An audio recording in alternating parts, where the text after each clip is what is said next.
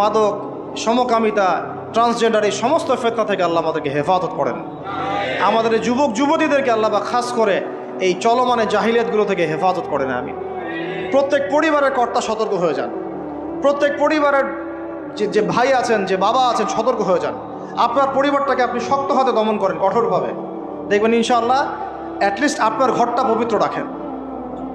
সবাই যার যার পরিবারের দায়িত্ব নেই, ইনশাআল্লাহ দেখবেন সমাজ ঠিক হয়ে গেছে। ইনশাআল্লাহ আমার স্ত্রীকে আমি এসব করতে দিব না, ওর ক্ষমতা আছে করবে, করলে ওকে আমি তালাক দিয়ে রেখে দেব, শেষ, সোজা কথা।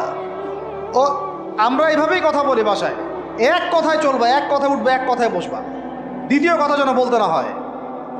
একদিন একটা ইস্যু নিয়ে মানে ঝগড়া তুল কালাম হয়ে গেল।